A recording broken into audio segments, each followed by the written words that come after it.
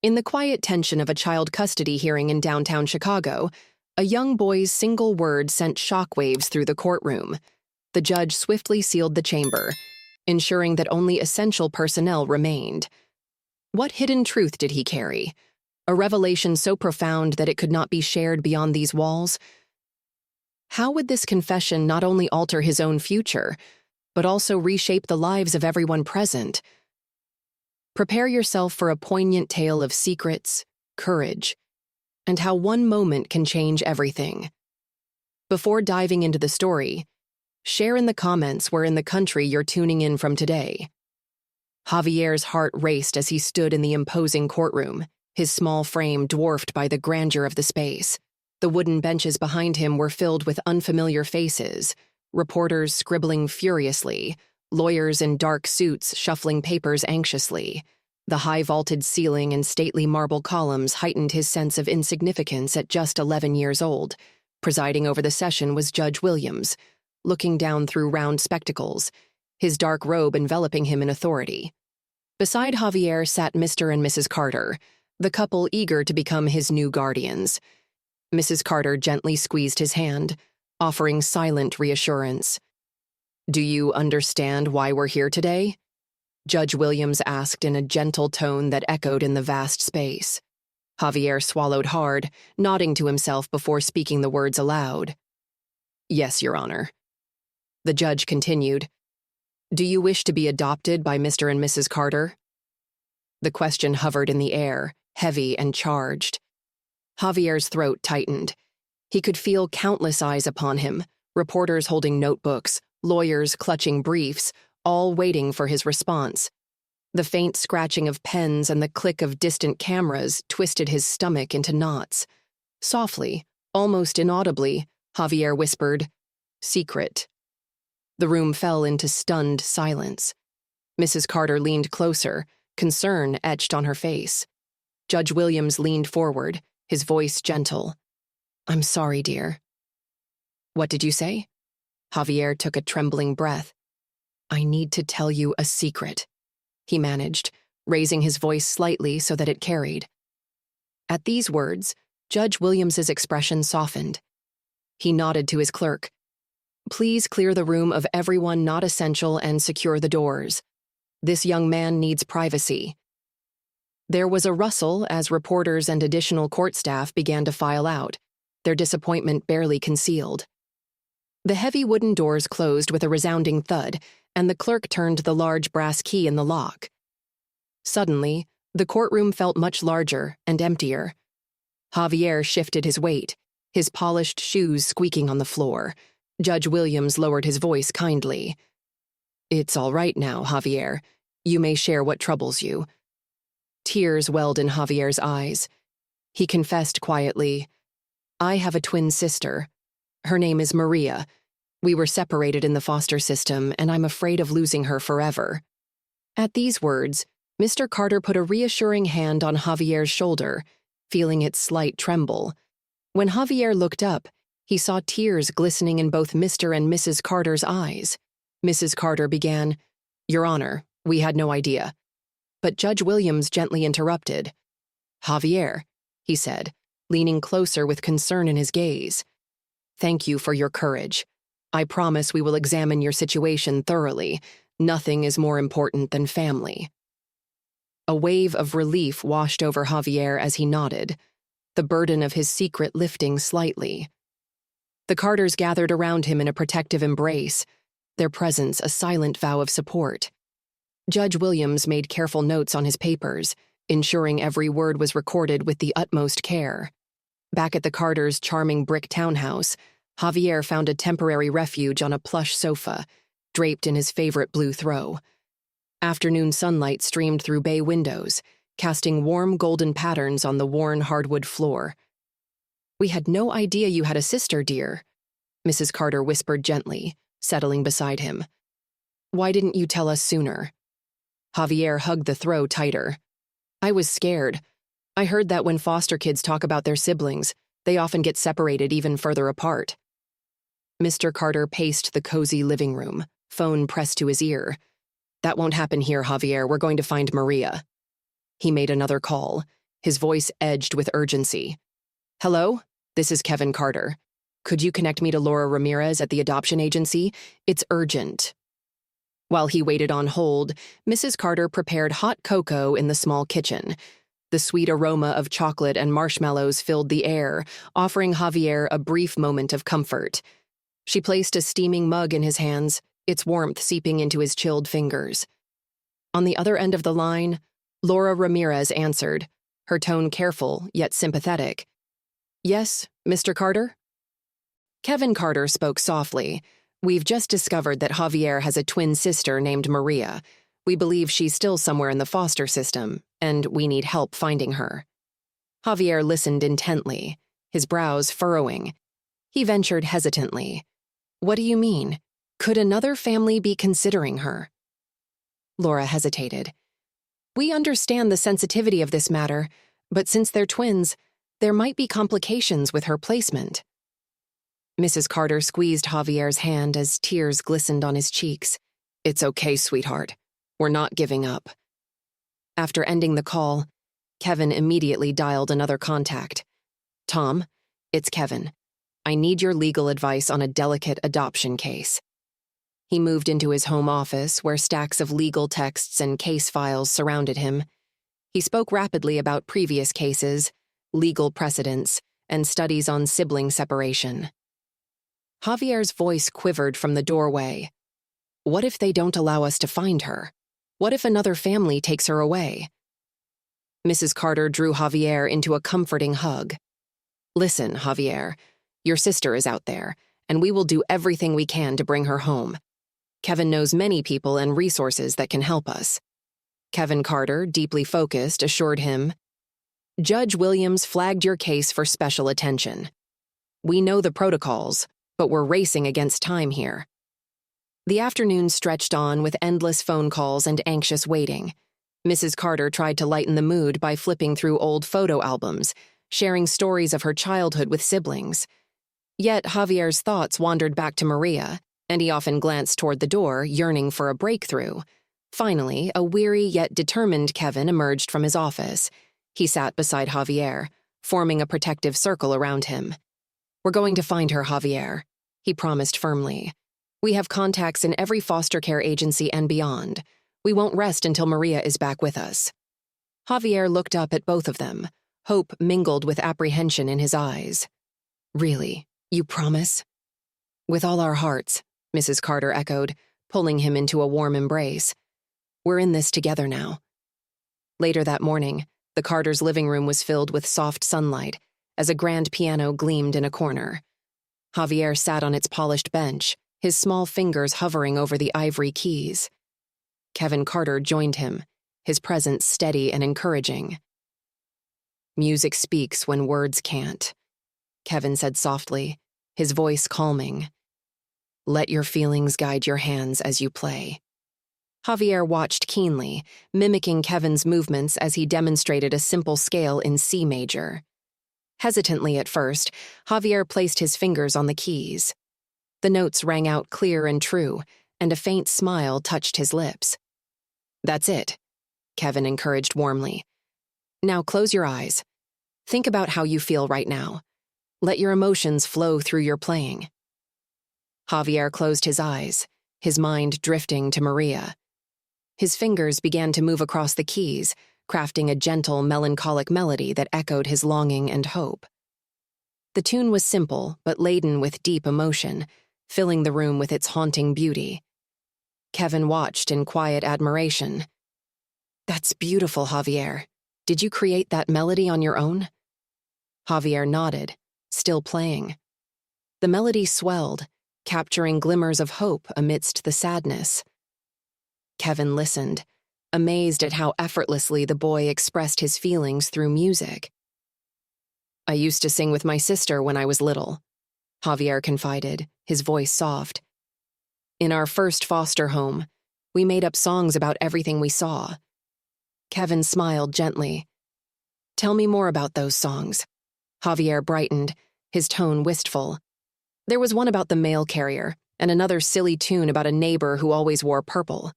We laughed so much singing them."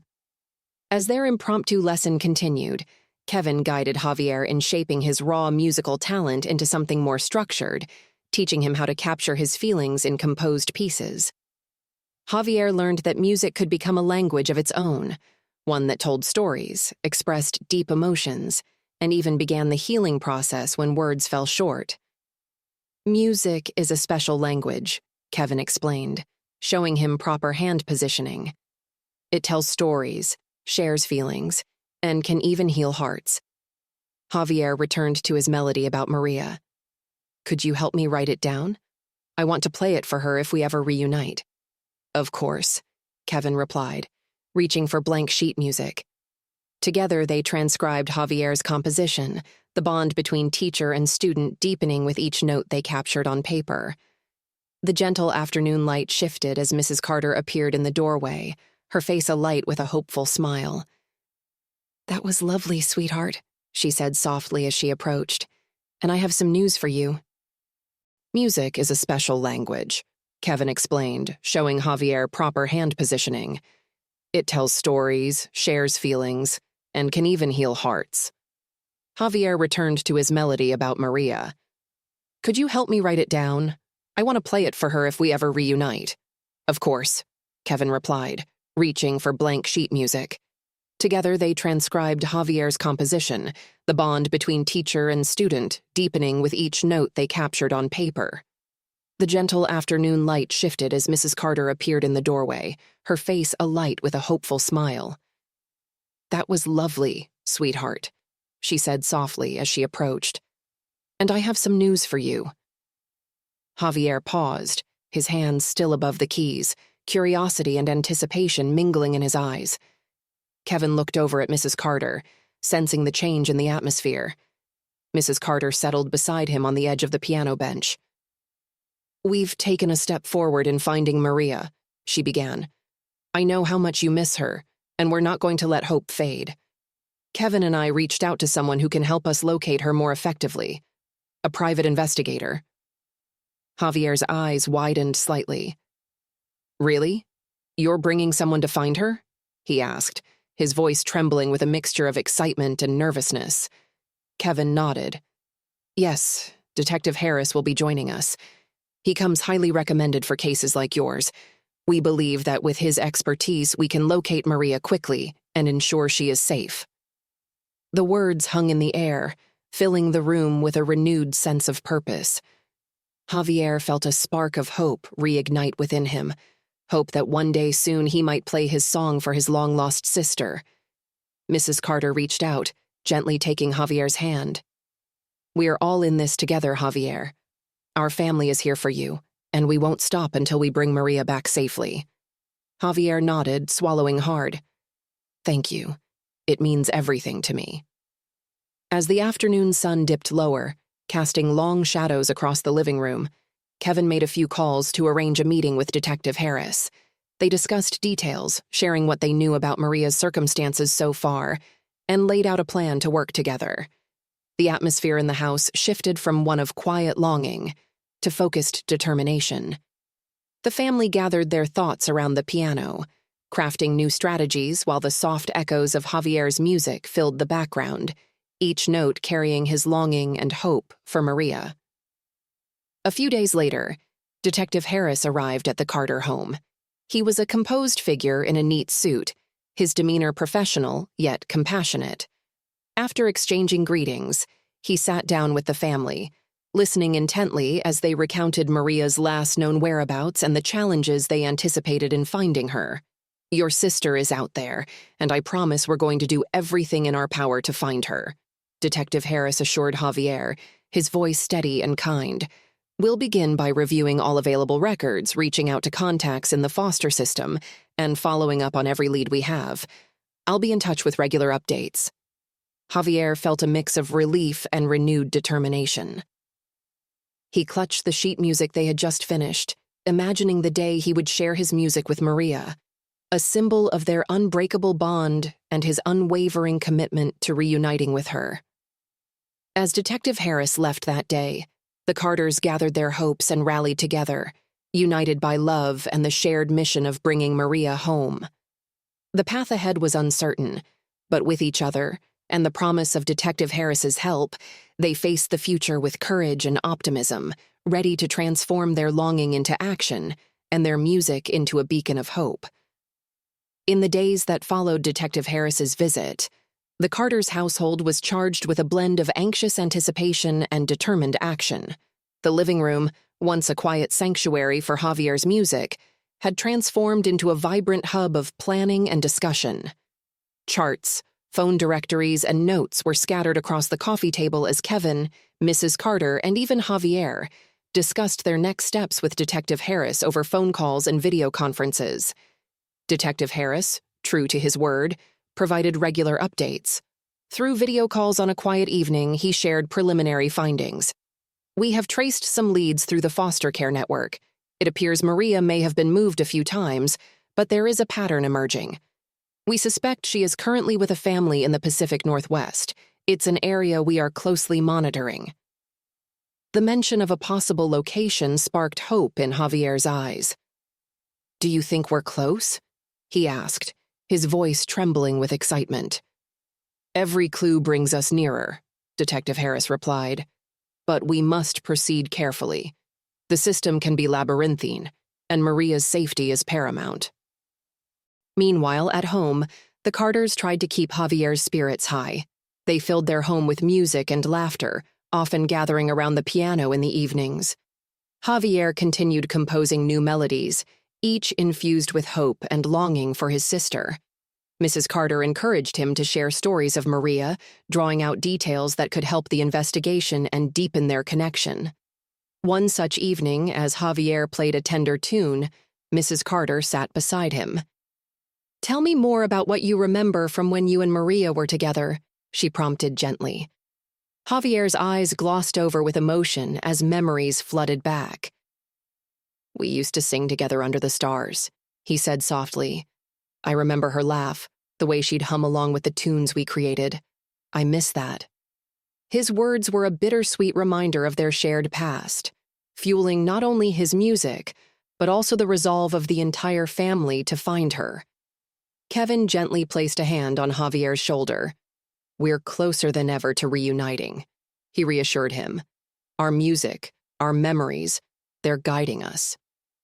As Detective Harris pursued leads across the country, the Carters also connected with support groups and advocacy organizations.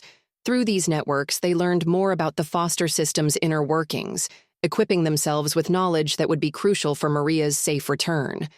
They attended local community meetings, speaking out about the need for better tracking and support for siblings separated by the system. One afternoon, Kevin received a call while coordinating with a child welfare specialist. The voice on the other end was filled with urgency. "Kevin, this is Laura from the state's Foster Care Oversight Office. We've identified some irregularities in a particular foster home in Oregon that matches the description and timeline for Maria's placements. This could be a breakthrough." The news electrified the Carters. They quickly gathered around the phone as Laura detailed the findings: reports of neglect, unusual placement records, and hints of Maria being transferred into a certain family's care under suspicious circumstances. Detective Harris, upon hearing this update, agreed to travel to Oregon for a closer look. "I'll head over there immediately," he said. "We need to verify this information on site." While Detective Harris prepared for his trip, the family rallied in support of Javier, who by now had woven Maria's memory into every new composition. One evening, they shared a quiet moment on the porch. The sky was a tapestry of twilight hues as Javier admitted, "Sometimes I feel like my music is the only way I can reach her. It's as if these melodies are messages that she can hear even if we're apart." Mrs. Carter squeezed his hand reassuringly. "Your music is powerful, Javier. It connects us all, and soon it will connect you with Maria." When Detective Harris returned from Oregon, he brought with him evidence of significant importance. Sitting around the dining table, he laid out photographs, official documents, and even a rough sketch of a particular residence. "This is the Matthews house, part of what we uncovered. We believe Maria was at one point transferred here." His words were deliberate, each one heavy with the significance of narrowing down her whereabouts. As they pored over the documents, Detective Harris shared his plan for the next steps, coordinating with local authorities, obtaining access to the home under the guise of an inspection, and finally making contact with Maria. The Carters listened intently, their hearts pounding with a mix of fear and hope. They trusted Detective Harris completely, but the prospect of reuniting with Maria after so long was overwhelming. Days later, the atmosphere at the Carters' home shifted once more as Detective Harris contacted them with a more definitive lead. "We have confirmation," he began during a call. "Maria is currently in the care of the Matthews family, but she's in a safe location at the moment. We are planning a carefully coordinated visit to bring her out into a safer environment where you can finally see her." The family celebrated quietly, tears of relief mingling with smiles. Javier clutched the sheet music tightly, envisioning the day he would play his song for Maria. "How soon can I see her?" he whispered to Detective Harris during their conversation. "In about a week if everything goes according to plan," the detective replied. "We're working diligently to make sure this reunion happens smoothly and safely." As the week progressed, the Carters prepared for the reunion. They painted Maria's room in soft colors, filled it with familiar photographs and the sheet music Javier had written. They planted a small garden outside her future room, symbolizing new beginnings and growth. Kevin and Mrs. Carter discussed how they would welcome Maria into their home, reassuring each other that the coming days, though emotional, would be filled with hope and love. On the morning of the planned reunion, the family gathered at the local airport where Detective Harris was scheduled to drop off Maria at their doorstep. The air was crisp with anticipation. Kevin and Mrs. Carter stood together, their hands clasped tightly as they awaited news. Javier, though younger than Maria, felt the same mix of nervous energy coursing through him as the day approached. Detective Harris called to inform them that everything was set. "Maria is on her way," he said calmly. "We're approaching your city now and she will be arriving shortly." Minutes later, a taxi pulled up at the Carters' home. The door opened, and out stepped a young girl with cautious eyes and a small backpack. It was Maria. She hesitated for a moment on the doorstep, looking around at the unfamiliar surroundings, but the warmth in the Carters' smiles reassured her. "Maria?" Javier whispered, his voice trembling as he recognized her features in the soft morning light. Maria's eyes widened as she saw Javier. Slowly, a tentative smile formed on her lips. "Javier," she echoed, her voice barely audible. The moment their eyes met, all the years of separation melted away. In a silent agreement, they stepped forward, closing the distance between them.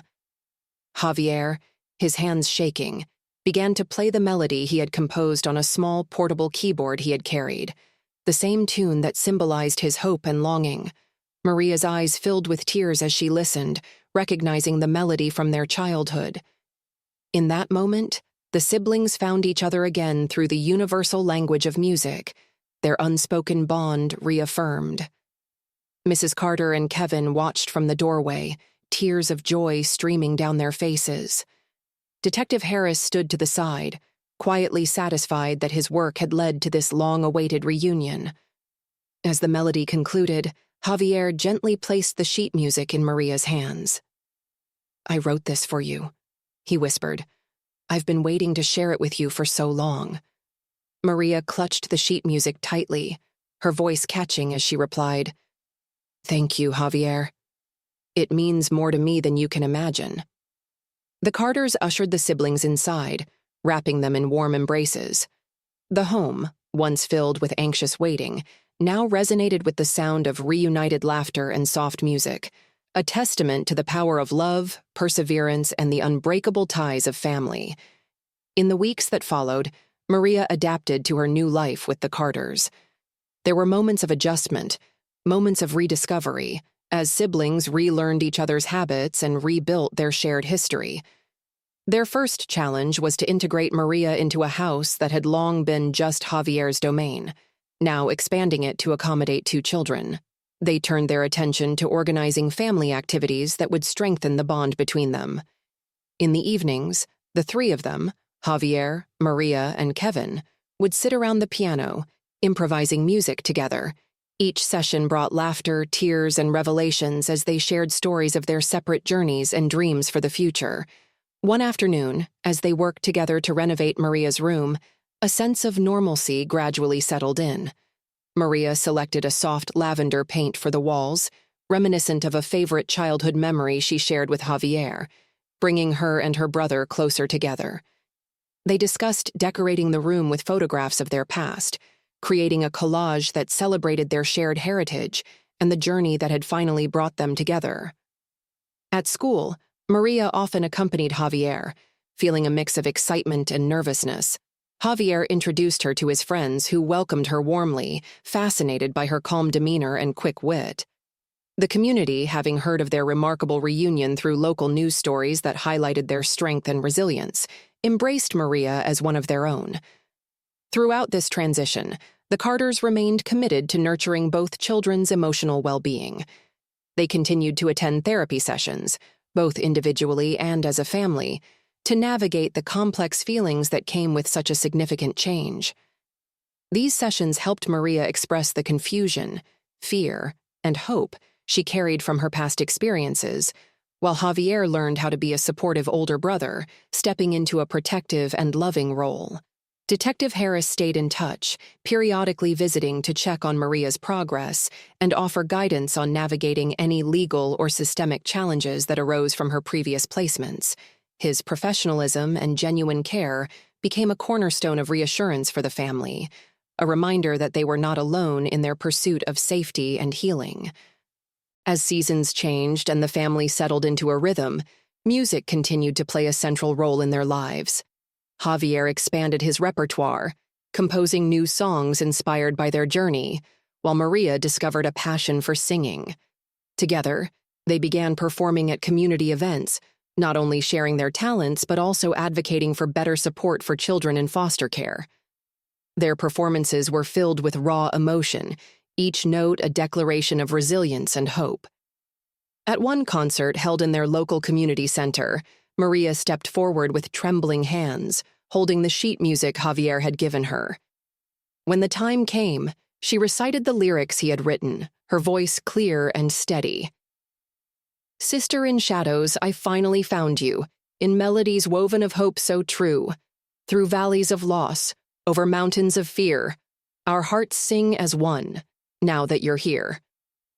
The audience was moved to tears, witnessing the powerful bond between the siblings. It wasn't just a performance, it was a story of reunion, healing, and the transformative power of family and music. As the applause thundered through the hall, Maria looked at Javier, her eyes shining with gratitude and love. In that moment, the hardships they had endured seemed distant, replaced by the promise of a future built on unity, compassion, and unbreakable bonds. The Carters knew that while their journey was far from over, they had already accomplished something extraordinary. They had turned a narrative of separation and loss into one of hope, resilience, and connection. And as they stood together on that stage, the music they created was not just a song, it was a testament to the enduring power of family. Javier's song was spreading faster than he could have imagined. Each new share, each comment represented another person who now knew about Maria, another set of eyes that might help bring his sister home. Clutching his tablet close, Javier felt a mix of thrill and nervousness at the growing attention his music and story were receiving. Meanwhile, Ms. Quinn sat at her desk during a lunch break at Pine Grove Elementary, scrolling through her social media feed. A haunting melody caught her attention, and she turned up the volume on her phone, listening intently to the young boy's heartfelt singing about his lost sister. As she watched the video, something clicked in her mind. Just the day before, she had seen a missing children alert for a young Latina girl who could very well be Maria. The resemblance between the photo in the alert and the face in the video was striking. Her heart began to race as she pulled up the alert on her computer, comparing the images side by side. "Oh my goodness," she whispered, her hands shaking slightly.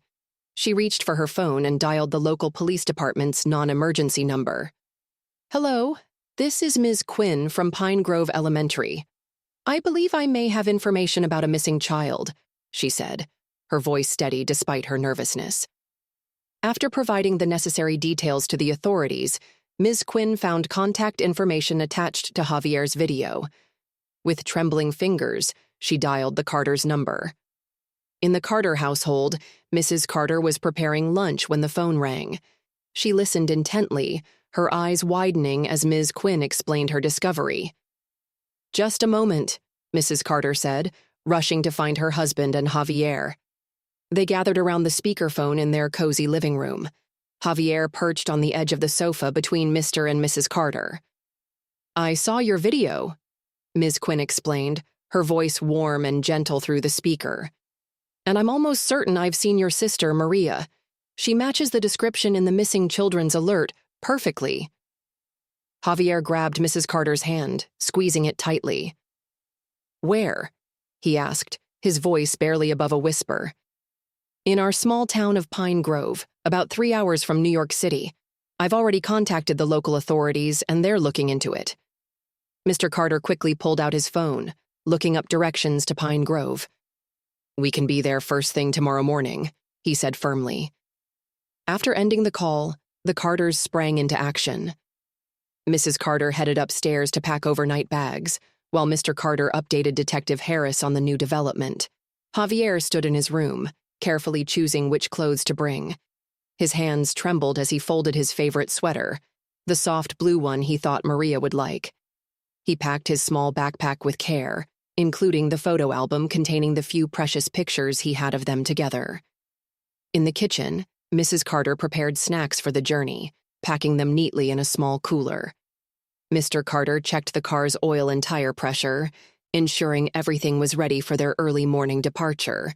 "We'll leave at 6 tomorrow," Mr. Carter announced as they gathered in the living room. "It's better to arrive early, and we want to avoid traffic." Javier nodded, clutching his backpack to his chest.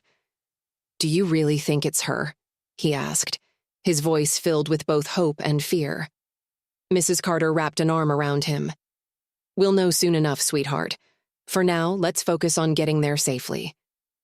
They spent the evening double-checking their packed bags and reviewing the route to Pine Grove. The atmosphere in the house hummed with nervous energy and cautious optimism as they prepared for what could be a life-changing journey. Ms. Quinn had managed, through persistent efforts and a great deal of persuasion, to locate Maria and convince her to come along. Her office was a warm, inviting space filled with colorful artwork and comfortable chairs. The morning sun filtered through the light curtains, casting a gentle glow across the room as Maria sat perched on the edge of a plush armchair, her posture tense and guarded. "Maria," Ms. Quinn said softly, "I know you're scared, but I have something important to share with you. I've been in contact with your twin brother, Javier." Maria's eyes widened, a mix of hope and fear crossing her face. Her hands gripped the arms of the chair tightly. "Javier?" she whispered, her voice trembling. "Yes, sweetheart," Ms. Quinn replied gently. "He's been looking for you. He even wrote a song about you." Ms. Quinn reached for her tablet and pulled up the video that had gone viral. As the melody played, Maria's eyes filled with tears. There on the screen was her brother, sitting at a piano pouring his heart into every note. The familiar face, the voice she hadn't heard in so long. It was almost overwhelming. "That's really him," Maria said, wiping her eyes with the back of her hand. "He looks happy. He's with a wonderful family now, but he misses me terribly." Ms. Quinn nodded.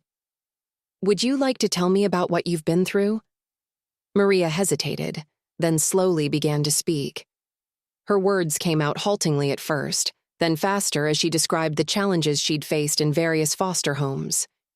She spoke of running away, feeling lost and alone, and of protecting other foster children she had met along the way. Ms. Quinn listened attentively, offering gentle encouragement when Maria's voice faltered.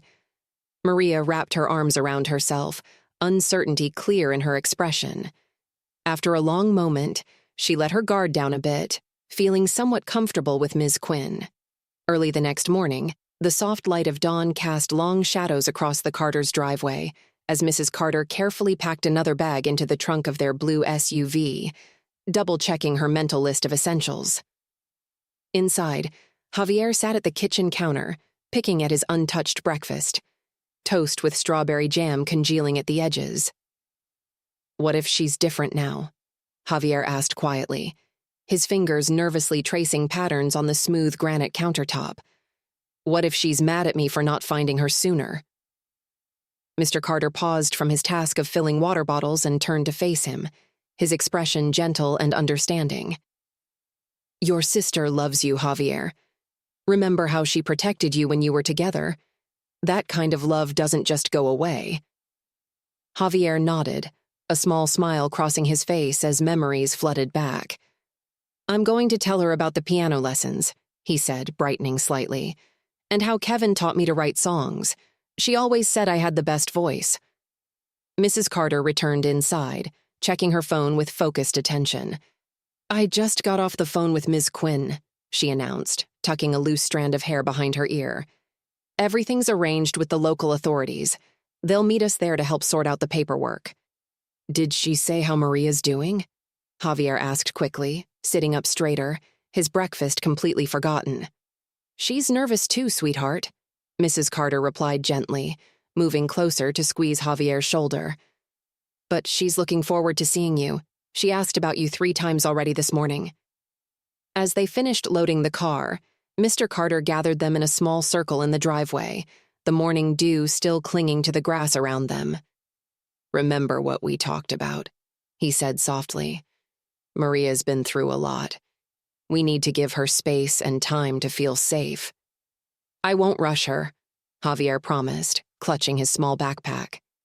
Inside, he'd packed his sheet music and a photo album to share with his sister, carefully chosen mementos of their time apart. They climbed into the car, with Javier settling into the back seat, his seatbelt clicking softly into place.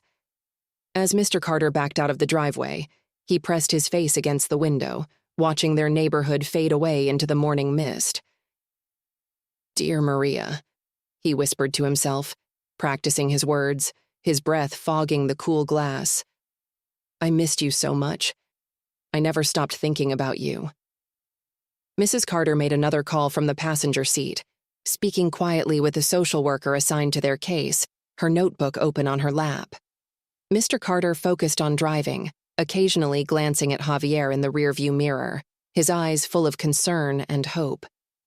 "Maybe we could sing together again," Javier murmured to himself, still rehearsing, his fingers absently mimicking piano keys on his knee.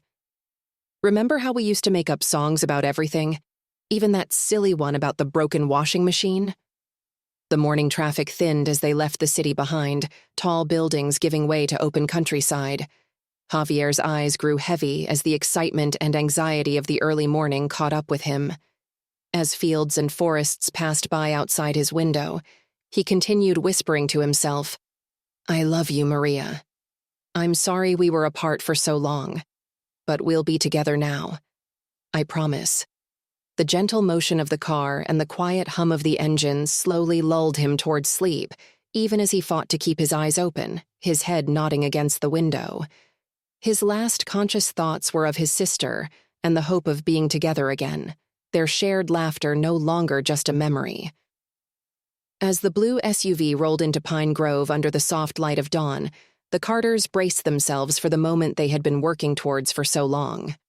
The crisp morning air was filled with a blend of anticipation and trepidation. Javier, still drowsy from the long drive, clutched his backpack tightly, his thoughts a whirlwind of memories and hopes for reuniting with Maria. Back at the local park where the planned meeting was to take place, Ms. Quinn stood near the entrance, coordinating with local authorities. The park, usually a serene haven, was now a scene of controlled urgency.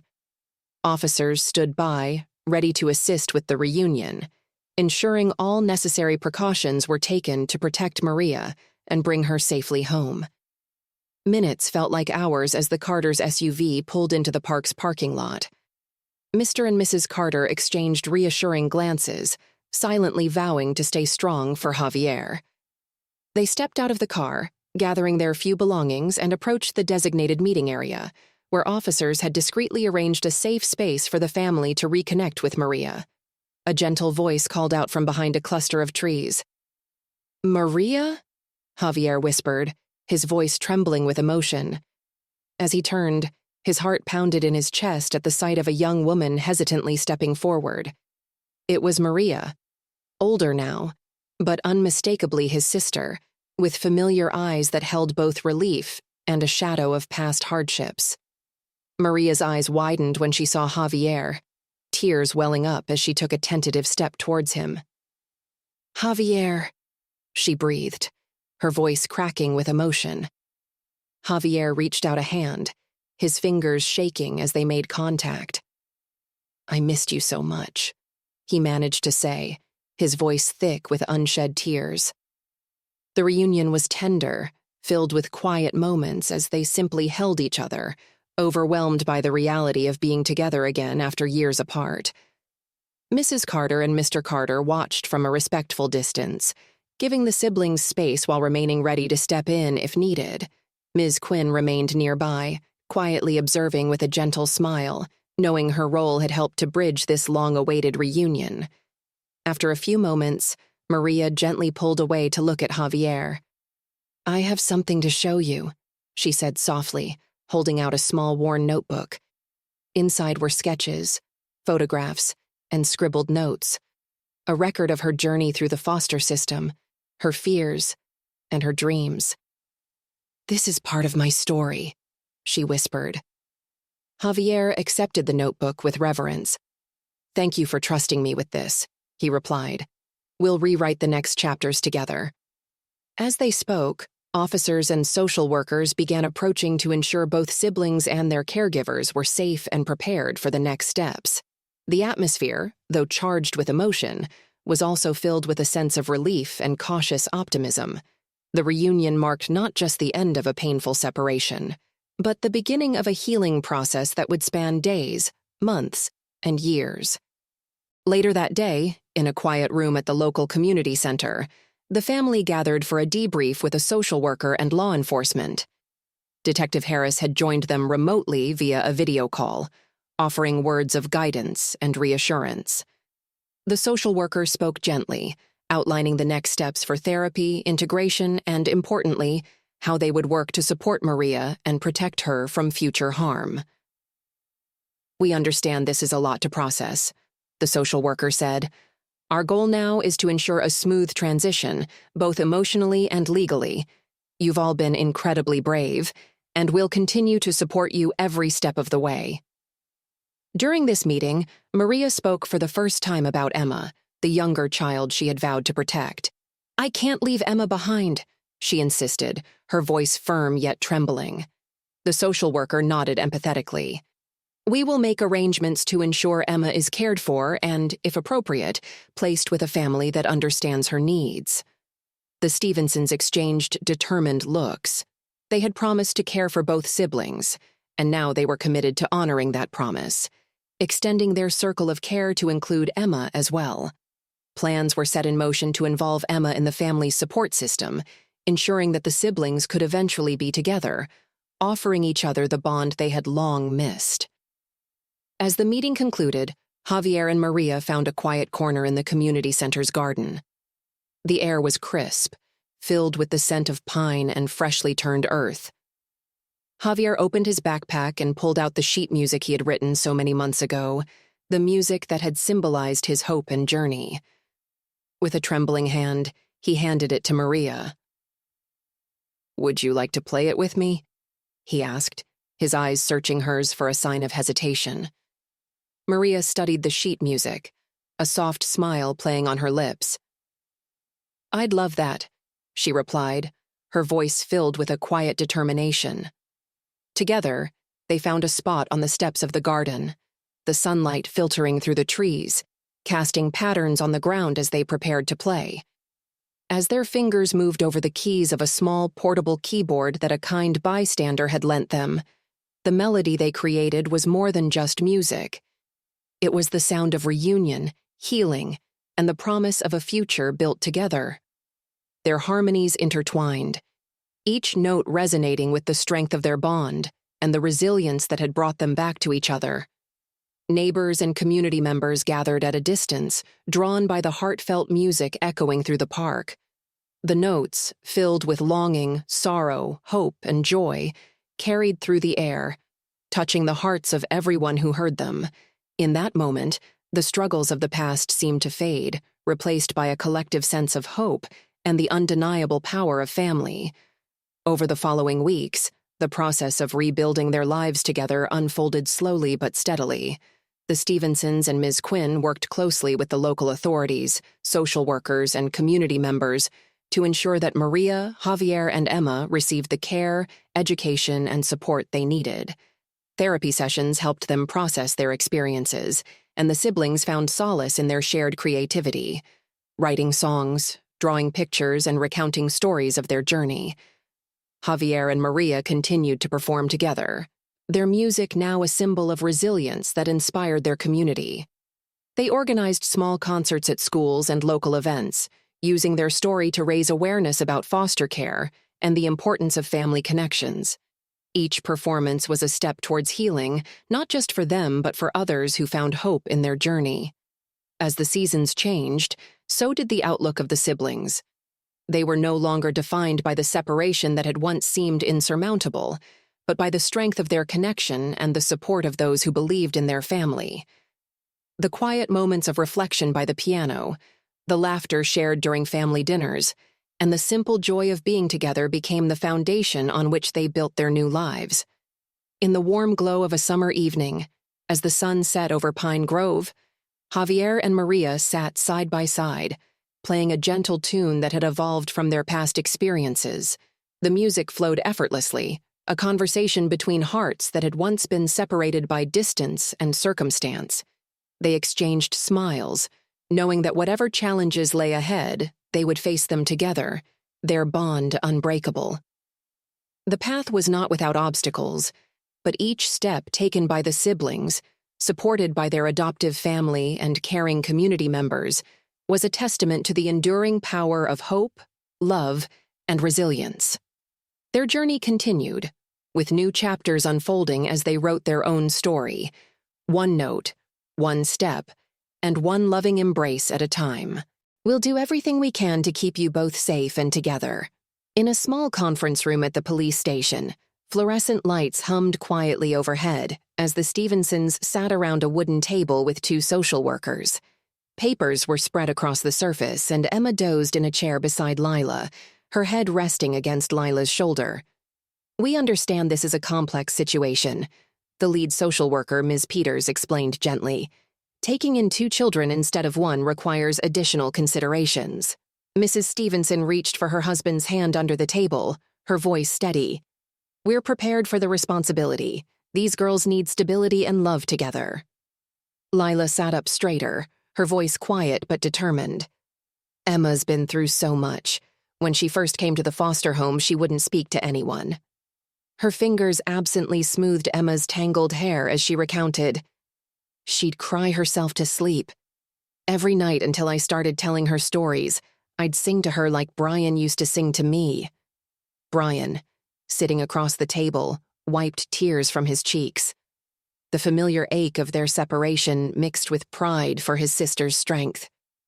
"We shared a mattress on the floor," Lila continued, her voice catching slightly. "When things got bad, I'd make up games to distract her. We'd pretend we were exploring space or discovering hidden treasures, anything to help her forget where we were." Mr. Stevenson leaned forward, his expression gentle and filled with empathy. "You've been incredibly brave, Lila. Both of you have." The social workers excused themselves to process some paperwork, leaving the family alone for a brief moment. Brian moved to sit beside his sister, their shoulders touching in silent solidarity. "I missed you so much," Brian whispered.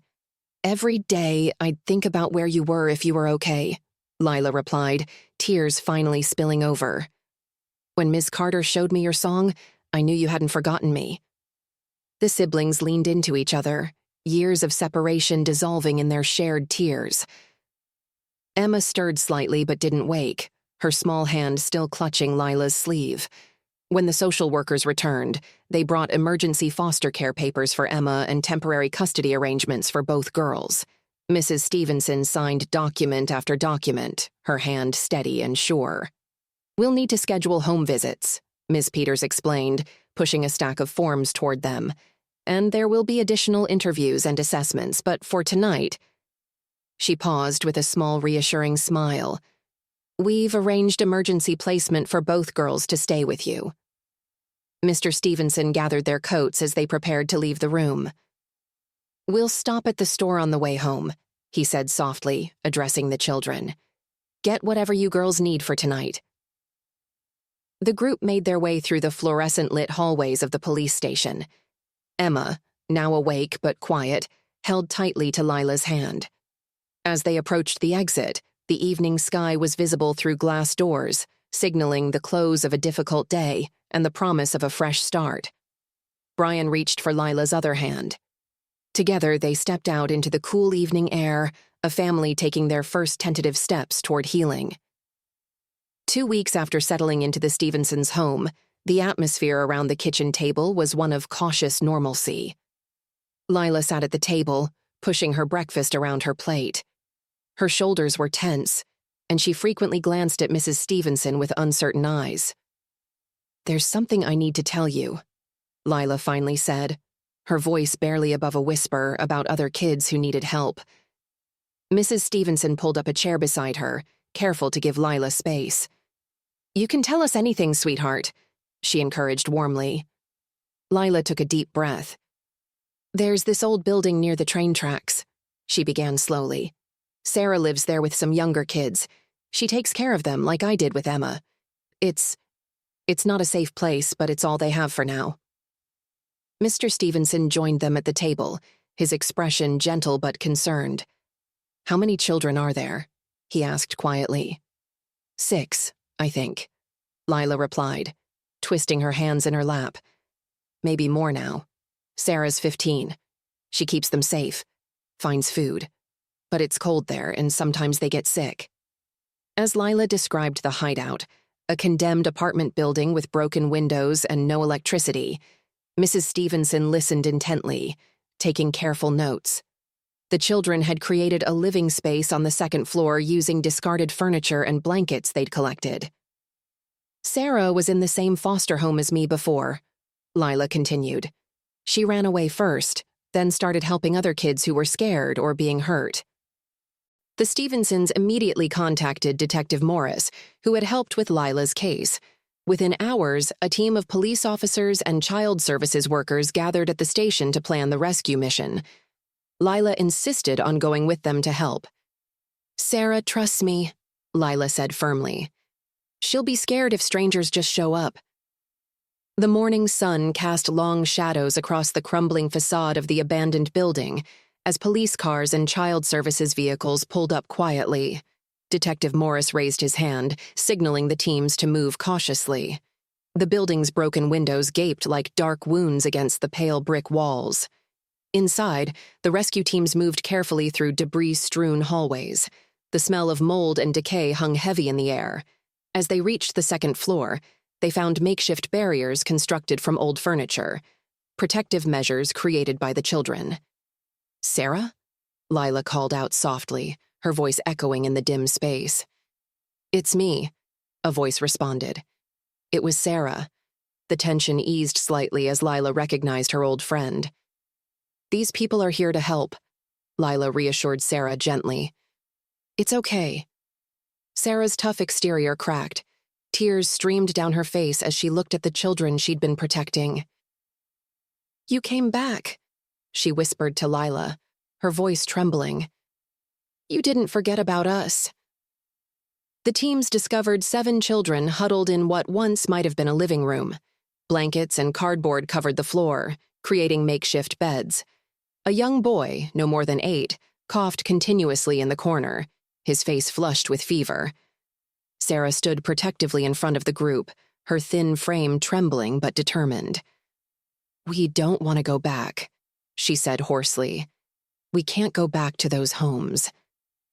Emergency medical personnel moved forward slowly, led by a gentle-voiced paramedic named Rita. "Nobody's going back to those places," she assured them softly. "We're here to make sure you're all healthy and safe." The youngest child, a 6-year-old girl with tangled hair, clung to Sarah's leg. She wore clothes several sizes too big for her small frame. 2 others showed signs of malnutrition, their clothes hanging loosely on their frail bodies. Despite the dire conditions, there were touching signs of Sarah's care: a stack of salvaged schoolbooks, carefully rationed food supplies, and even a few stuffed animals arranged on a shelf, almost like a makeshift nursery corner. As the medical team began their assessments, child services workers conducted gentle interviews. Each child's story painted a heartbreaking picture of survival. 10-year-old Marcus had fled from a home where he'd been locked in a closet for days. Amy, age 7, described going hungry even though her foster parents had plenty of food. The social workers moved gently among the children, offering warm blankets and kind words. They found evidence of Sarah's care everywhere: organized food supplies, makeshift beds arranged to share body heat, and even a small collection of books for teaching the younger ones to read. "You did good, Sarah," one of the social workers assured her softly. "But now it's our turn to help. You don't have to carry this alone anymore." As they led the children out to waiting vehicles, Sarah caught Lila's hand. "Thank you," she said through tears. "I was so scared we'd be stuck here forever." The police documented the hideout's conditions while child services arranged emergency placements for all the children. Sarah stayed close to the younger ones, her protective instincts still strong even as she accepted help for herself. "They're going to be okay now," Mrs. Stevenson assured Lila, who watched the scene with mixed emotions. "Just like you and Emma." Local news vans began arriving outside as word spread. Reporter Maria Chen's voice trembled as she delivered her live report. "Behind me, authorities are rescuing multiple children who have been living in desperate conditions, choosing homelessness over abusive foster situations. These children, the youngest just 6 years old, have been surviving through the efforts of a teenage girl named Sarah, who created a makeshift family in this abandoned building." The community's response was immediate. Within hours, local businesses began delivering supplies to the Child Services Center. People lined up to donate clothes, food, and toys. A local hotel offered rooms for emergency housing until proper placements could be arranged. Sarah watched it all with a mix of relief and uncertainty as she sat wrapped in a blanket in the back of an ambulance. "I tried my best to take care of them," she whispered to the social worker beside her. "I couldn't let them stay in those places." The social worker squeezed her hand. "You protected them the only way you knew how. Now let us help protect all of you." In the dimly lit corridors of the hideout, Detective Morris noticed something odd about one of the walls. His flashlight beam revealed subtle irregularities in the plaster. "Get forensics in here," he called out, his voice echoing through the empty space. The forensics team carefully removed sections of the wall, revealing a hidden compartment filled with medical supplies and documentation. Metal shelving units held rows of labeled vials and testing equipment. Detective Sarah Chen pulled on latex gloves and carefully lifted a stack of papers. "These are medical records," she said, her face growing pale as she scanned the documents. Detailed charts, blood work results, experimental drug trials. Everything pointed to unauthorized and unethical practices likely involving the children. The team discovered more hidden spaces throughout the building. Each new compartment revealed disturbing evidence: syringes, pharmaceutical-grade storage units, and countless folders containing medical data. Lab equipment worth thousands of dollars sat covered in dust, painting a grim portrait of systematic exploitation. "Look at these letterheads," Detective Morris said, holding up several documents. "New Life Pharmaceuticals. They're not even registered as a legitimate company." Forensic analyst Dr. Roberts carefully photographed each piece of evidence.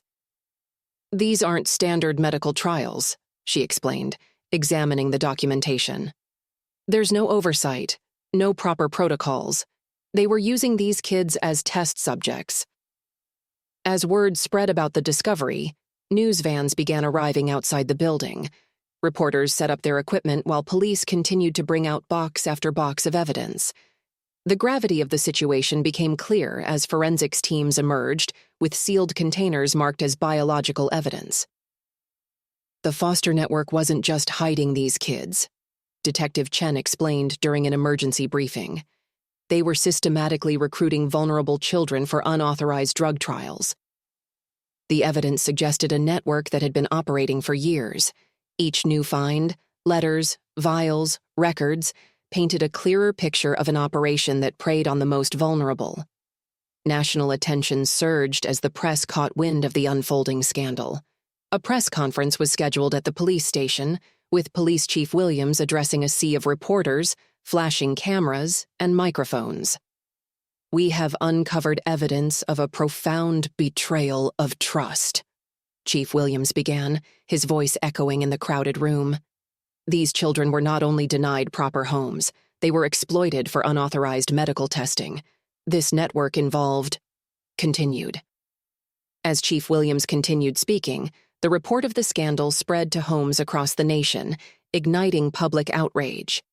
The Stevenson family, now deeply involved in advocacy and healing, watched the coverage with a mix of sorrow for the victims and determination to see justice served. Continuing from the press conference, the weight of the revelations hung heavily over the community as investigators and families alike grappled with the magnitude of the betrayal. The chief's words in the crowded room galvanized immediate action, and the story of systematic exploitation spread rapidly across media platforms, prompting nationwide outrage and calls for reform. Over the following weeks, the investigation deepened. Detective Chen, Detective Morris, and their team worked tirelessly, following leads that spanned multiple states. As evidence piled up, the scale of the foster network's activities became alarmingly clear. The network had not only exploited children in isolated incidents, but had established a coordinated system that moved children across state lines, subjected them to unauthorized medical testing, and then funneled profits through shell companies, all while keeping authorities at bay. Back in Pine Grove, the Stevenson family found themselves at the center of both media attention and grassroots advocacy efforts. Their home became a hub for community meetings and support gatherings, as neighbors and strangers alike sought guidance on how to support foster children and prevent such tragedies from recurring. The family balanced the demands of public life with their own healing process, finding strength in one another as they navigated interviews, panel discussions, and legislative hearings. At the courthouse, preparations for the trial of executives from Meridian Pharmaceuticals and implicated foster care officials progressed. The steel courtroom buzzed with reporters, family members of victims, and advocates who had been inspired by the Stevensons' courage. The trial was poised to become a landmark case in child welfare history, with testimonies from survivors like Sarah, expert witnesses, and a mountain of damning evidence poised to challenge the pervasive corruption within the system. In the days leading up to the trial, the Stevenson family spent quiet evenings together, reflecting on how far they had come since their reunion. Brian and Lila often found solace in music, composing new songs that wove together their experiences of separation, loss, and hope. These songs became a comforting ritual for the family, a way to process the trauma and celebrate their resilience. One such evening, as dusk settled over their living room, Brian sat at the piano with Lila, while Mr. and Mrs. Stevenson listened quietly. The melody they crafted was poignant and gentle, evoking memories of their journey and the collective strength that had brought them to this point. They sang softly together, their voices blending in harmony, a symbol of unity that resonated deeply within the walls of their home. Meanwhile, advocacy groups began organizing community forums and workshops aimed at reforming the foster care system. The Children's Rights Coalition hosted meetings in local schools, churches, and community centers. At one such meeting in Pine Grove, Lila shared her story with a group of teenagers, her voice steady and filled with conviction. "When I was separated from Brian, I felt like a part of me was missing," she told the attentive audience. "But through music and the support of the Stevensons, I found my strength. Now, I want to help others who feel lost, to let them know they are not alone." Her words struck a chord, inspiring many of the young listeners to volunteer at local shelters or to become mentors for younger foster kids. The ripple effect of her testimony was palpable as more community members stepped forward to support the cause. As the trial approached, the courtroom became a focal point for media scrutiny and public demonstrations. Protesters gathered outside the courthouse, holding signs demanding justice for the children and systemic reform. The Stevensons often stood together in solidarity with these demonstrations, lending their voices to the chorus of community demands. Inside the courtroom, tension ran high as witnesses took the stand. Sarah, now a teenager, provided a harrowing account of her efforts to protect the children at the hideout. Her testimony was both heartbreaking and empowering, illustrating the courage of a young girl forced into an unimaginable situation. Alongside her, other survivors recounted their experiences, stories of neglect, fear, moments of unexpected kindness, and resilience that defied the darkness that had enveloped them. Throughout the proceedings, Brian and Lila sat side by side in the gallery, their hands clasped tightly, drawing strength from each other. Their family watched, tears in their eyes as the truth unfolded in front of the nation. The evidence presented, a collection of forged medical records, photos of clandestine experiments, and testimonies, painted a damning picture of the collusion between corrupt officials and unscrupulous corporations. After hours of testimony, the courtroom fell silent as the district attorney delivered a powerful closing argument. "We have seen evidence of unspeakable exploitation," D.A. Chen declared, her voice resolute. "These children were treated not as human beings deserving of care, but as commodities to be tested upon. The changes we demand are not just for justice for these victims, but to ensure that no child will ever be subjected to such horrors again." The jury retired to deliberate and the nation held its breath. Days later, the verdict was delivered, guilty on multiple counts for the lead executives and key collaborators.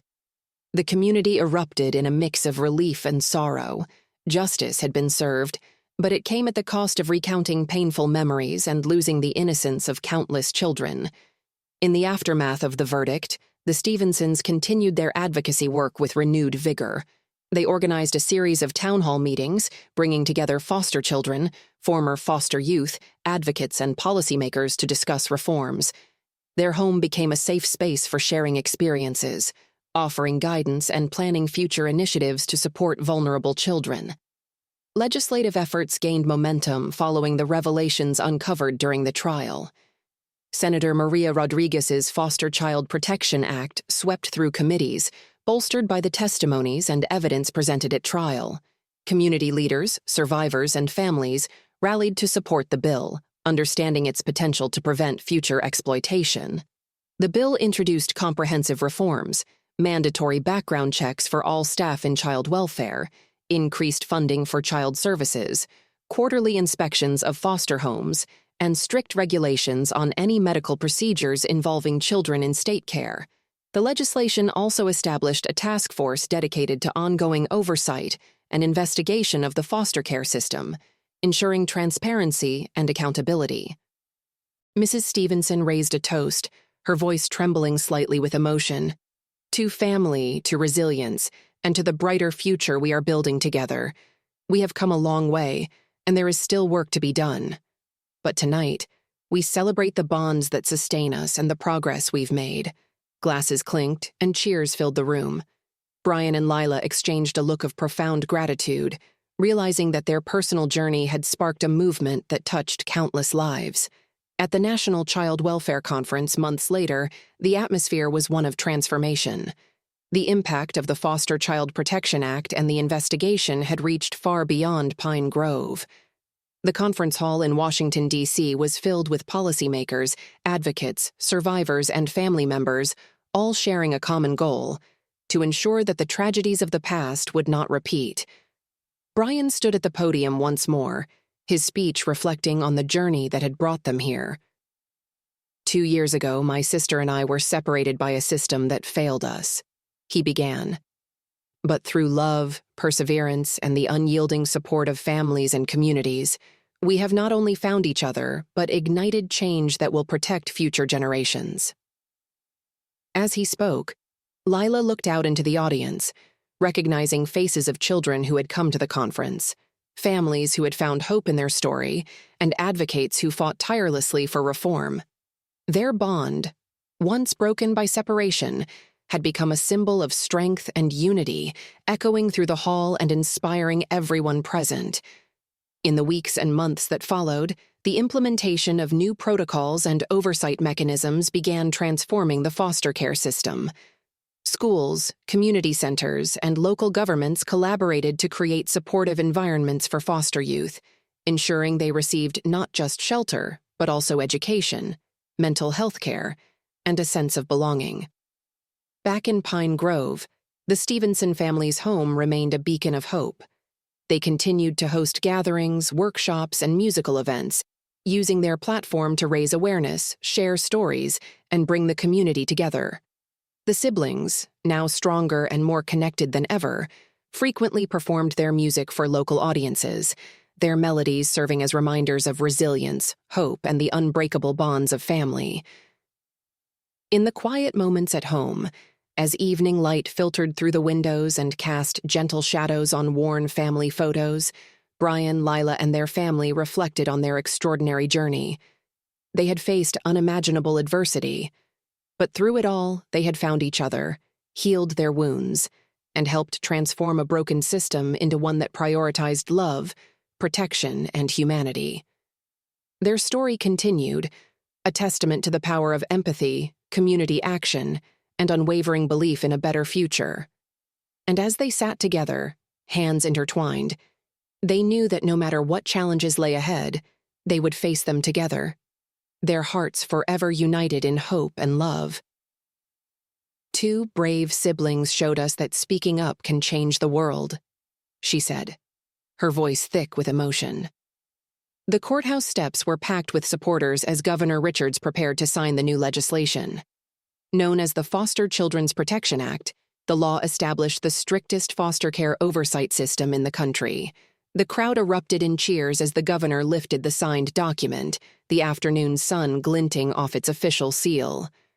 Brian and Lila stood with the Stevensons among the onlookers, surrounded by well-wishers and supporters who had become like extended family through their shared mission for justice. Reporters thrust microphones toward various officials, capturing reactions to this historic moment. "This is just the beginning," announced the state attorney general. "We're sending a clear message. The exploitation of children will not be tolerated in our state or anywhere else." The fluorescent lights hummed softly in the family court's administrative office as the Stevensons sat at a large wooden table surrounded by stacks of important papers. Mr. Stevenson's hand moved steadily across each document, his signature becoming more confident with each stroke. Mrs. Stevenson dabbed at her eyes with a tissue while maintaining her warm smile. Brian, Lila, and Emma sat together on a cushioned bench near the window, their legs swinging in nervous excitement. Sunlight streamed through the blinds, creating stripes of warmth across their faces. Emma clutched her favorite stuffed rabbit, a gift from her new sisters on her first night with the family. "You've created something truly special here," said Ms. Rodriguez, their social worker, as she organized the final set of papers. "The progress these girls have made in your care is remarkable." Judge Thompson, who had overseen their case from the beginning, nodded in agreement. "The Stevenson home has become a model for what foster care should be," she said, adjusting her reading glasses as she reviewed the last documents. Mrs. Stevenson reached for her husband's hand as they signed the final papers.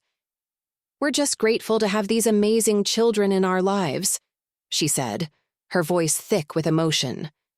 The kids huddled closer together, watching the proceedings with wide eyes. Brian squeezed Lila's hand, and Emma leaned against her new siblings, feeling safe and secure. "We've been thinking about converting the den into another bedroom," Mr. Stevenson shared with Ms. Rodriguez, "and maybe adding a music room in the basement for Brian's piano practice." The social workers exchanged approving glances as they witnessed this family's natural dynamic. The bonds between them were obvious, genuine, deep, and full of love. Judge Thompson stood holding the final signed document.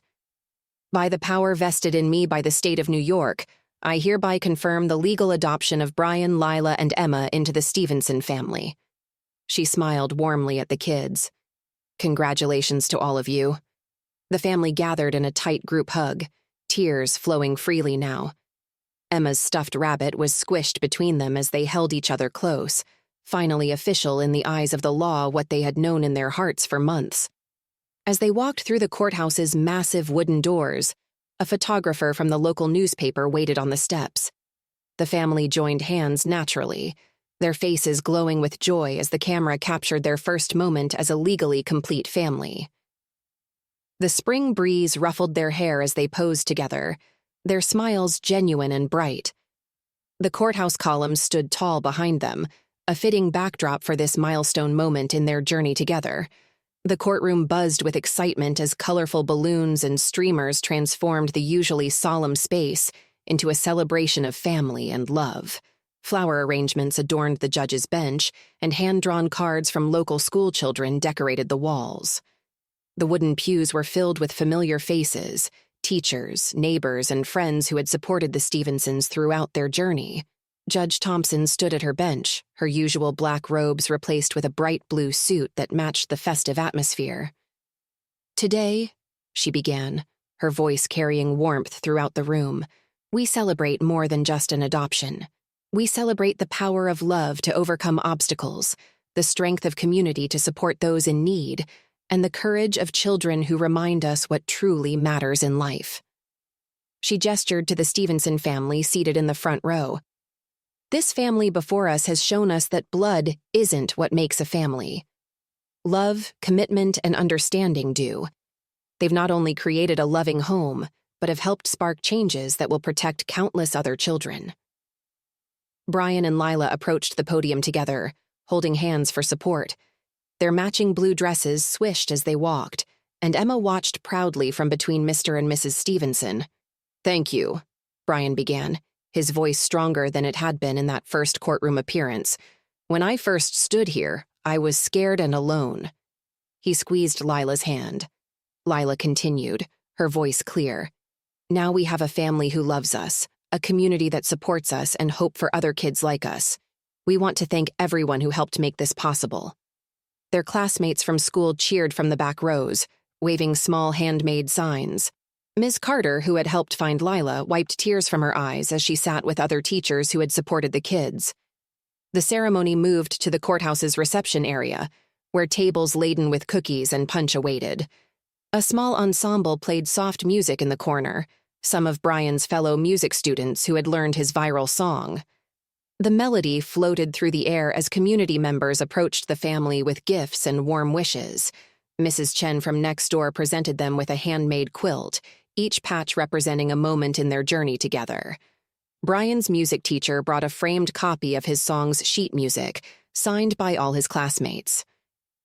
Emma's kindergarten class had created a book of drawings showing their new family.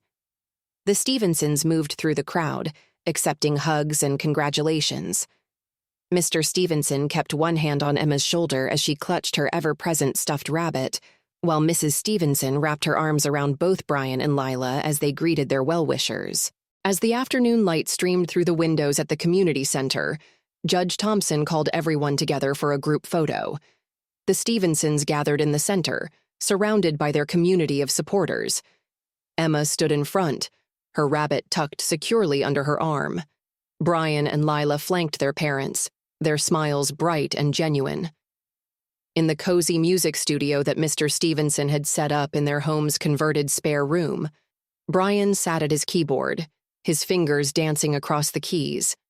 Afternoon sunlight filtered through gauzy curtains, casting a warm glow on the sound-dampening panels that lined the walls. A small recording setup stood ready, with a microphone positioned perfectly for his voice. The melody came naturally to him, flowing from his heart as he thought about everything their family had been through. He paused occasionally to scribble lyrics in his notebook, crossing out words and replacing them until they felt just right. "How's it coming along?" Mr. Stevenson asked from the doorway, carrying 2 mugs of hot chocolate. "I think I've got it," Brian replied, accepting the warm drink. "It's about hope. Not just for us, but for all the kids still waiting for their forever homes." They spent the afternoon recording, Mr. Stevenson helping with the technical aspects, while Brian poured his soul into every note. His voice, clear and passionate, sang of darkness turning to light, of broken systems being rebuilt, and a voice finally being heard. Lila joined them later, adding gentle harmonies to the chorus. The siblings' voices blended perfectly, carrying the weight of their shared experiences and the joy of their reunion. When they finished recording, Brian carefully edited the video, adding pictures from their journey, the courthouse celebrations, community rallies, quiet family moments. He wrote a heartfelt message to accompany the post. To every child in foster care, your voice matters. Your story matters. You matter. The response was immediate and overwhelming. Comments poured in from around the country. Foster parents sharing their stories, adopted children finding hope in the lyrics, and advocates amplifying the message. Child welfare organizations reached out, inviting Brian to share his story and his music at upcoming events. The first invitation came from a regional foster care conference. Brian stood on stage, his keyboard before him, looking out at an audience filled with social workers, foster parents, and fellow advocates. His family sat in the front row, beaming with pride as he began to play. As his voice filled the auditorium, people pulled out their phones, swaying lights in the darkness. Lila joined him on stage for the final chorus, their voices rising together in a powerful call for change. The applause that followed wasn't just for the music, it was for the message, for the movement, for every child who needed someone to speak up for them. More invitations followed, and Brian's song became a rallying cry for foster care reform. At each event, he saw how his music touched hearts and opened minds, creating ripples of change that spread far beyond their community. At his largest performance yet, Brian sat at a grand piano on a brightly lit stage. Hundreds of advocates, lawmakers, and families filled the seats before him. He caught sight of his family in the front row. Mr. Stevenson filming proudly, Mrs. Stevenson wiping away tears, Emma clutching her rabbit, and Lila mouthing the words along with him. As his fingers touched the keys, Brian knew that their story transformed into song was helping to write a better future for children everywhere. The community center's meeting room buzzed with nervous energy as Sarah sat between her soon-to-be adoptive parents, the Hendersons. Sunlight streamed through large windows, warming the institutional beige walls and making the stack of legal documents on the table glow. Ms. Martinez, the social worker who had been handling Sarah's case, smiled encouragingly as she arranged the final adoption papers. "Sarah, would you like to share your story with us? It might help other children in similar situations." Sarah nodded, her hands clasped tightly in her lap. "After running away from my third foster home, I found other kids like me. They were scared, hungry, and had nowhere to go. I couldn't just leave them." Her voice trembled slightly. "We found that old building, and I did my best to keep everyone safe. I stole food sometimes, but I made sure the little ones ate first." Mrs. Henderson reached over and squeezed Sarah's hand. "You were so brave, sweetheart." Ms. Martinez leaned forward. "We've arranged for weekly counseling sessions, Sarah, and the school district has a special program to help you catch up on your studies." Mr. Henderson, a tall man with kind eyes, spoke up. "We'll be there every step of the way. Your room is all ready and the neighbors can't wait to meet you." A local news reporter, Jenny Chen, sat quietly in the corner taking notes. When invited to speak, Sarah faced the camera with determination. "To any kid out there who's scared and alone, there are people who want to help. Don't give up." The signing ceremony was brief but emotional. Sarah's hand shook as she wrote her name, officially becoming Sarah Henderson. Cameras flashed, capturing the moment for the evening news. Later that afternoon, Sarah walked into her new home for the first time. The front yard was decorated with welcome banners, and neighbors offered plates of food and warm smiles. A group of children from next door had made a colorful "Welcome Home Sarah" sign. "Welcome to the family," Mrs. Henderson whispered, as Sarah took in the scene before her with tears of joy in her eyes. The town square hummed with anticipation as hundreds of people gathered under the warm evening sky. Colorful banners stretched between lampposts, and a makeshift stage stood at the center, decorated with twinkling lights. The atmosphere was both celebratory and solemn, reflecting the journey that had brought the community together. Brian stood backstage, his fingers fidgeting with the hem of his blue shirt. Lila squeezed his hand, while Sarah adjusted the microphone stand. Other children who had been rescued from the hideout sat in the front row, their faces glowing with newfound hope. Mayor Thompson stepped up to the podium. "Tonight we honor the extraordinary courage of these young people," she said, her voice carrying across the square. "Their strength has opened our eyes and inspired change that will protect generations to come." When Brian took the stage, a hush fell over the crowd. His fingers found their place on the keyboard, and he began to play. The melody started soft, like a whisper, then grew stronger. His clear, strong voice sang of dark days and bright hopes, of separation and reunion, of fear transformed into strength. Lila and Sarah joined him on stage for the chorus, their voices blending in harmony.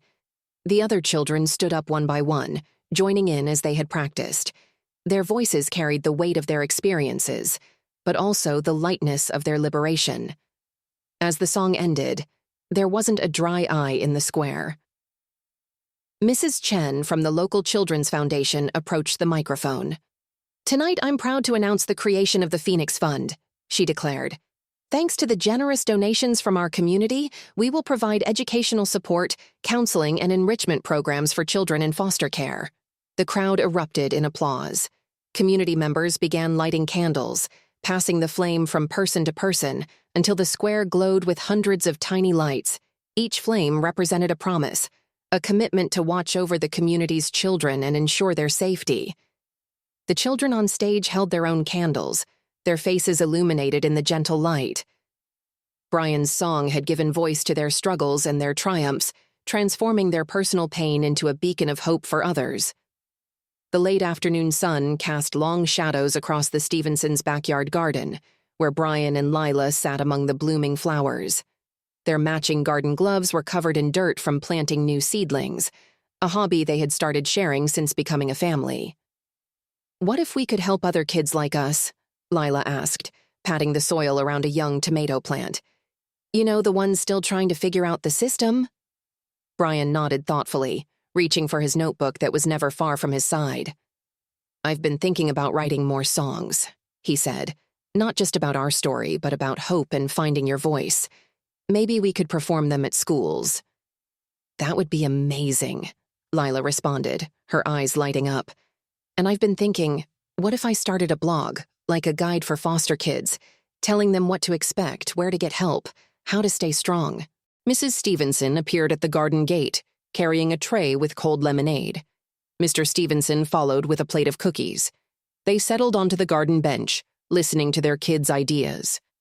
"Those are wonderful thoughts," Mr. Stevenson said, passing out the cookies.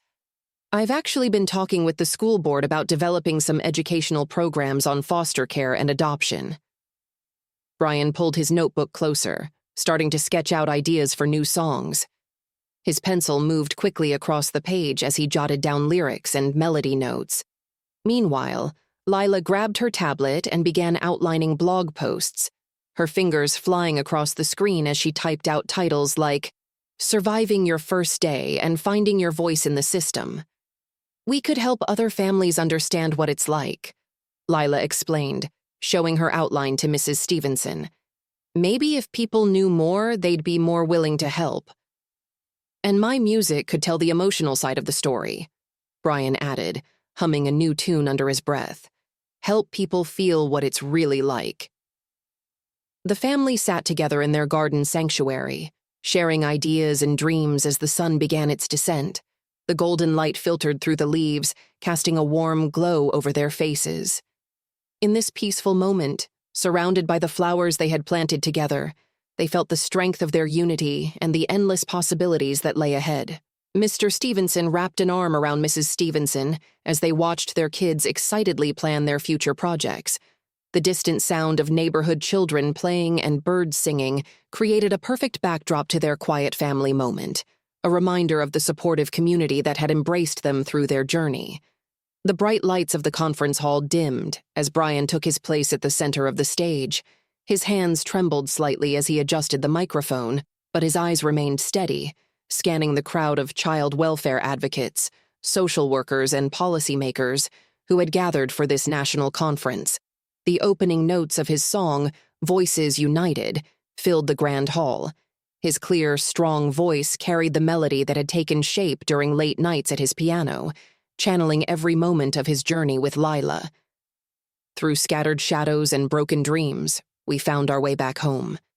No child should walk alone when love can light the road, he sang, his voice resonating deeply with those listening. As he sang, images of children in foster care played on the screen behind him. Interspersed with statistics and messages of hope, the audience sat transfixed, many wiping tears from their eyes as Brian's voice soared through the chorus. When the final note faded, there was a moment of complete silence before the hall erupted in thunderous applause. People rose to their feet, their standing ovation echoing through the space. Brian caught sight of his family in the front row. Lila beaming with pride, Mr. and Mrs. Stevenson holding hands, their eyes glistening, and Emma clinging to Mrs. Stevenson. Later, during a panel discussion, Brian sat alongside other advocates and experts, sharing his thoughts on how art could help children process trauma and find their voice. "Music gave me strength when I felt powerless," he explained, his voice steady and clear. "It became a way to tell our story and connect with others who needed to know they weren't alone." Organizations approached the stage after the panel, pledging support for arts programs and foster care facilities, and promising to fund music therapy initiatives. Representatives from major children's advocacy groups expressed interest in partnering with Brian's growing platform. As the conference drew to a close, Brian gathered his materials, still somewhat overwhelmed by the response. He joined his family, who enveloped him in a warm group hug. The drive home was filled with excited chatter about the day's events and the new opportunities that lay ahead.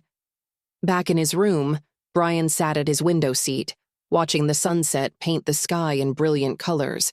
His notebook lay open beside him, and he could hear the faint melody of a new song playing in his mind. The stack of business cards from conference attendees sat on his desk, representing a network of support ready to help amplify his message. If you enjoyed the story of Brian and Lila, I handpicked this next story that you will enjoy. Please don't miss this one. Click here to watch it.